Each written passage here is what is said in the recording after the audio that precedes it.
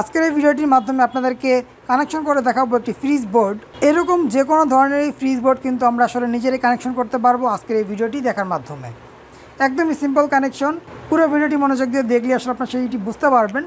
আর এই ধরনের বোর্ড বা এই ধরনের বোর্ড দেখতে পাচ্ছেন প্রায় কাছাকাছি, অর্থাৎ এখানের যে পিনগুলো রয়েছে অর্থাৎ 3 পিনের রয়েছে 2টি এবং 2 পিনের একটি, আর এটার সঙ্গে রয়েছে আসলে 2 পিন 3 পিন এবং এক্সটার্নাল অন্য আরেকটি।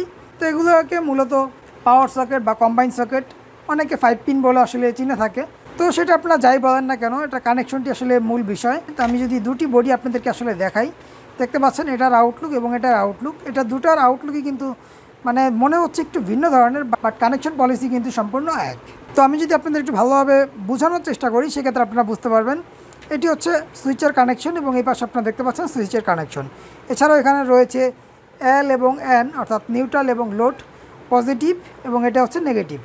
আবার এই পাশে যদি আমি আপনাদের দেখাই, দেখতে পাচ্ছেন L1 এবং এন এর নিউট্রাল আর এটা হচ্ছে পজিটিভ। আর এছাড়া এখানে রয়েছে একটি সিম্বল দেওয়া, দুটিতেই সেম। এটি হচ্ছে আর্থিংয়ের সিম্বল, অর্থাৎ দুটি পাওয়ার সকেটেই কিন্তু কানেকশন একই রকমভাবে করতে হবে। তো যাই হোক, আমি আপাতত একটি পাওয়ার বোর্ড রাখি। তো এই বোর্ডটি আমি আপনাদেরকে কানেকশন করে দেখাবো। তো এই সুইচ বরাবর আসলে যে টার্মিনালটি থাকে সেটি হচ্ছে মূলত সুইচের কানেকশন। দেখতে পাচ্ছেন এই সুইচটি বরাবর পিছনের দিকে রয়েছে এই অপশন, অর্থাৎ এটি হচ্ছে সুইচের কানেকশন। এখানে আমরা লাল তার অর্থাৎ পজিটিভ তারটি ইনপুট দিব এবং সুইচটি যখন অন করব তখন কিন্তু এই পাশ থেকে আমরা অটোমেটিকলি আউটপুট পাবো। তো আমি মূলত এই 3টি কেবল ইউজ করব, অর্থাৎ লাল, কালো এবং এটি হচ্ছে আর্থিংয়ের জন্য গ্রিন কালার কেবল। আমি এক এক করে আপনাদেরকে কানেকশনের মাধ্যমে সম্পূর্ণ জিনিসটি দেখানোর চেষ্টা করছি। তো আমি এই লাল কালার কেবলটি দিয়ে কানেকশন শুরু করছি।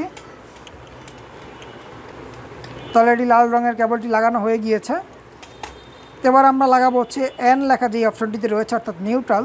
আর এই লোডটি কিন্তু আমরা তখনই ইউজ করব যখন আমাদের এই সুইচটি নষ্ট হয়ে যাবে। তখন কিন্তু আমরা চাইলে এই লাল কেবলটি সরাসরি এখানে লাগিয়ে ডাইরেক্ট লাইন হিসেবে আসলে আমরা ব্যবহার করতে পারবো, যদি আসলে আপনাদের সুইচটি নষ্ট হয়ে যেয়ে থাকে বা সুইচটি ব্যবহার করতে না চান। তো যাই হোক, যেহেতু সুইচটি আমরা ব্যবহার করব সেই জন্য সুইচের মধ্যে কানেকশন দিয়েছি আর ইন্টারনালি কানেকশনগুলো করা রয়েছে।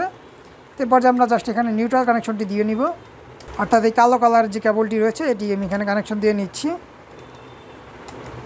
তাহলে কিন্তু আমাদের এই বোর্ডের কানেকশন দেওয়া হয়ে গিয়েছে, অর্থাৎ লাল এবং কালো। আর যদি আপনাদের বাসায় আসলে আর্থিংয়ের কেবল থেকে থাকে, অর্থাৎ এরকম গ্রিন কালার কোনো কেবল থেকে থাকে, সেক্ষেত্রে আপনারা জাস্ট এখানে আর্থিংটি সংযুক্ত করে নেবেন। আমি আর্থিংয়ের কেবলটির তামা বের করে নিলাম, অর্থাৎ ইনসুলেশন সরিয়ে নিলাম এবং এখান থেকে কানেকশনটি করে দিব। আর আর্থিংয়ের তারটি কিন্তু সাধারণত ভিতরের খেই সংখ্যা থাকে একটি, মোটা একটি খেই দেখতে পাচ্ছেন, এবং কালার হয়ে থাকবে গ্রিন কালার। তো যাই হোক, আমি এই গ্রিন কালার কেবলটি এখানে লাগিয়ে দিচ্ছি। তো এই কেবলটি কিন্তু আসলে মূলত কাজ করে থাকে যখন বিদ্যুৎ চমকায়, অর্থাৎ ইলেকট্রিক ডিভাইসের বডিতে যেন আর্থিং চলে না আসে, সেই আর্থিংটি বা অনাকাঙ্ক্ষিত বিদ্যুৎ আসলে পাস করে দেওয়ার জন্য, বাইপাস করে দেওয়ার জন্য এই কেবলটি ইউজ করা হয়।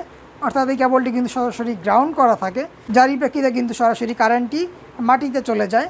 বোর্ডের মধ্যে আসলে ব্লাস্ট হওয়ার কোনো সম্ভাবনা থাকে না বা কোনো ডিভাইস আসলে পুড়ে ফেলা বা জ্বলিয়ে ফেলা সেই ব্যাপারটি ঘটে না। তার জন্যই মূলত আর্থিংয়ের কেবলটি ইউজ করা হয়।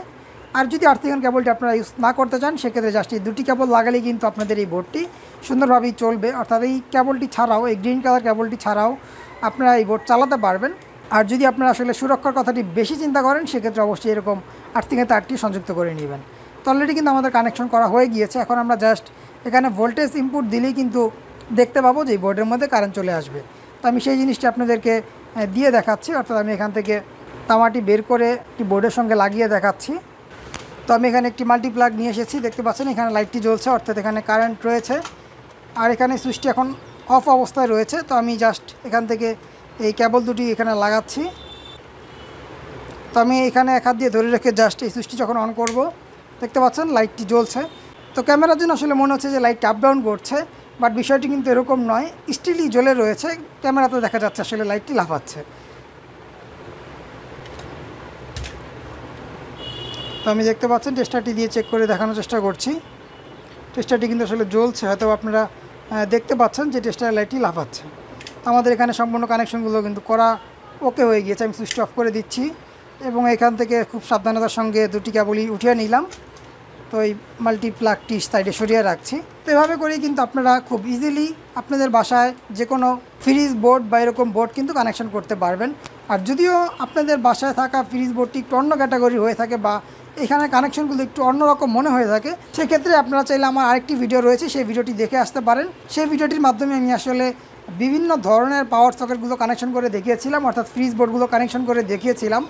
যে ভিডিওটি দেখার মাধ্যমে কিন্তু আপনারা প্রপারলি বুঝতে পারবেন যে যে কোনো ধরনেরই এরকম সুইচ বোর্ড আমরা আসলে কীভাবে কানেকশন করতে পারি। তো এই ছিল আসলে আজকের এই ভিডিওটি ভালো লাগে থাকলে অবশ্যই একটি লাইক দিয়ে দিবেন, চ্যানেলে নতুন এসে থাকলে চ্যানেলটিকে সাবস্ক্রাইব করে চ্যানেলটির সঙ্গেই থাকবেন।